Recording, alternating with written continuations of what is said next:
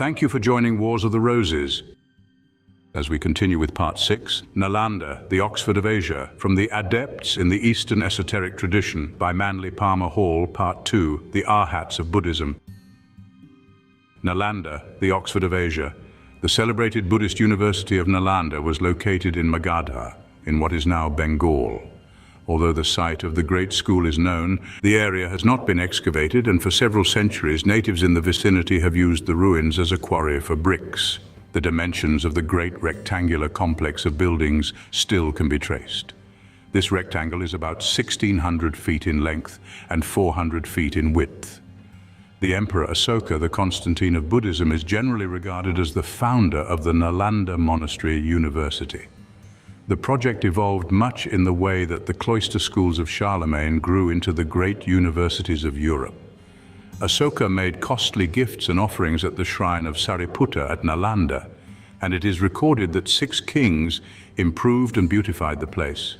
Some of these monarchs actually became priests and bestowed their entire wealth upon the shrine. Kenneth J. Saunders writes thus of Nalanda: "Of this great university we must gain some impression before making a further study of its schools. Fire and the sword of Islam have long since destroyed the venerable university, and its stones, long buried by myriads of little Indian plows, are today being uncovered by the archaeologists. But for 1,000 years it did a noble work, and a detailed history of Nalanda would be the history of Mahayana from the time of Nagarjuna in the 2nd century AD, or possibly even earlier, until the Mohammedan conquest of Bihar in 1219 AD, a period well over a millennium. All the most noted scholars of Mahayana seem to have studied at Nalanda. A Catholic spirit worthy of a great university seems to have reigned, and side by side with the scholars of the new Buddhism work the 18 schools of the old, apparently in great harmony. 2 Chinese pilgrims, Huanxiang and Yixing, visited the university during the height of its glory, and both of these travelers state that the earliest monastery on the site was built shortly after the death of Buddha. The history of Nalanda as a great cultural center extends from the time of Nagarjuna, who flourished about the time of Christ, to the Mohammedan conquest AD 1197. Nagarjuna was the dominating spirit in the great Buddhist council or convocation held under Kanishka, the Tatar king of Kashmir. At this time, the Buddhists were divided into 18 sects, grouped into 4 large divisions, and the followers of the various teachers were without any general program. Nagarjuna was then a young monk in the monastery at Nalanda, which James Ferguson calls the Monte Cassino of India. Nagarjuna proclaimed himself the restorer of the faith, performing for Buddhism what Gregory the Great accomplished for the Christian faith. Nagarjuna declared that Buddha, during his lifetime, concealed his true doctrine from humankind, and had revealed it only to the Nagas, serpent spirits, by which we should understand certain initiated adepts. Nagarjuna then declared that he had received from the Nagas the Adepts, the commission to proclaim the esoteric doctrine of Buddha to the world. His reform resulted in what is called the Mahayana sect, the great vehicle for the redemption of all men. From Recherches sur les superstitions en Chine, a Chinese portrait of Nagarjuna, the 14th patriarch of Western Buddhism. With the rise of the Mahayana doctrine, Nalanda increased in fame, and from the 7th century was the principal headquarters of the Tantric Buddhist cult. It is from this circumstance that it gained its reputation of being the alma mater of wizards, sorcerers, and magicians. It is difficult to restore an accurate picture of the place occupied by Nalanda in the cultural life of Asia. Most historical works relating to Buddhism were destroyed in those religious cataclysms that overwhelmed Indian Buddhists between the 8th and 12th centuries of the Christian era.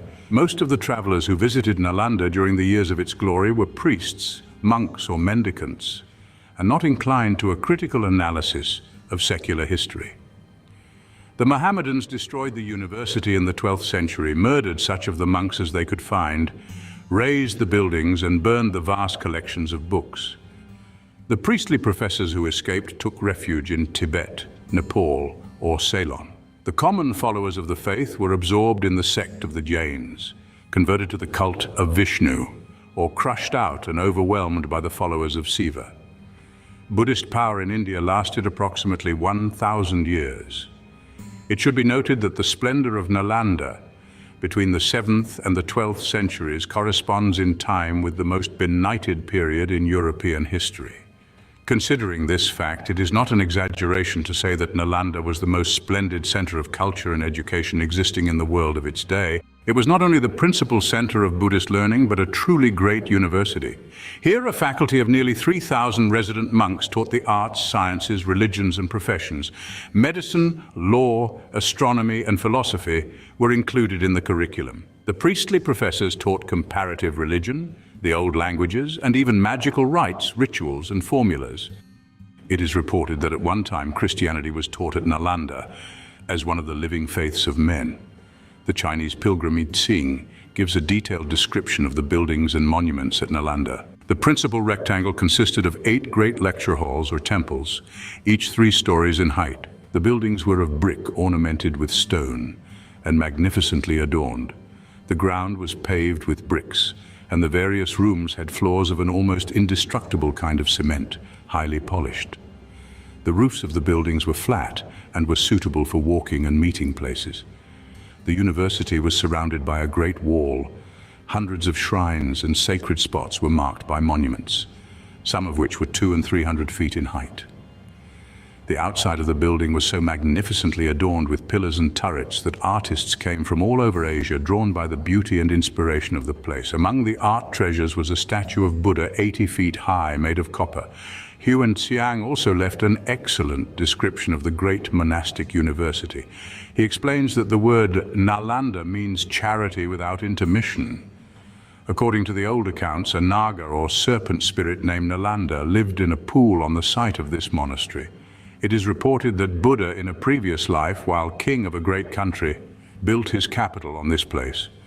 During that life, Buddha gave away all of his goods and wealth to orphans and the destitute. In memory of this, the land was called the place doing the charitable acts without intermission. At one time, the site was the garden of the Lord Amri. 500 merchants bought it for 10 lakhs of gold and presented it to Buddha. Here Buddha himself preached for 3 months, and for their good deeds most of the merchants attained arhatship. With typical Chinese devotion to poetic statement, Huan Xiang described the richly adorned towers and fairy-like turrets. He mentioned the observations which seemed to be lost in the vapors, and the upper rooms above the clouds. He waxed eloquent when referring to the soaring eaves of the buildings, above which might be seen conjunctions of the sun and moon, and how the wind caused the clouds to produce new forms. The priests belonging to the monastery and other residents, not including the student body, numbered approximately 10,000. Here was studied the great vehicle, the scriptures of the 18 sects, the books of magic, and the miscellaneous works.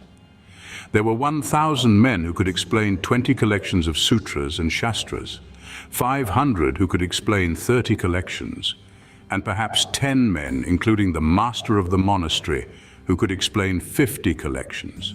At the time of Huan Xiang, the great monk Silabhadra was the most eminent, virtuous, and advanced in age, and for these considerations was regarded as the chief member of the community.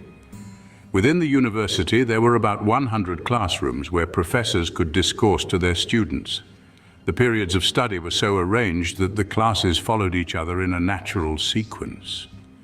So difficult and advanced was the course at Nalanda that out of the foreign students who arrived, only 20 to 30% was sufficiently advanced to meet the scholastic requirements. The priestly teachers dwelt together with such dignity, gravity, and integrity of deportment that during the 700 years prior to the journey made by Huan Xiang, there had not been one case of a member of the faculty transgressing, even to a minor degree, a single rule of the university. The king of the country so respected the school that he endowed it with the revenue of 100 villages. As a result, those who came to study were not required to supply the essentials of life. At Nalanda, these were called the 4 requisites: clothing, food, bedding, and medicine. The fact that these essentials were provided, thus freeing the mind entirely for scholarship, was regarded as a principal reason for the perfection of the educational system at Nalanda. One cannot turn from this fascinating place without mentioning the glorious lotus pools. Here the blue lilies of Nalanda mingled their colors with the deep red Kanaka flowers, in such a splendid symphony of hues that artists traveled thousands of miles merely to look upon the tanks and gardens. It will be a long time before the world will produce another Nalanda, a college of esoteric arts and physical sciences taught without conflict, prejudice, or conceit. Thank you for watching, and please don't forget to share, like, subscribe, and comment. And if you can, please consider donating to Wars of the Roses. Links to PayPal and Patreon are in the description. Thank you so very much.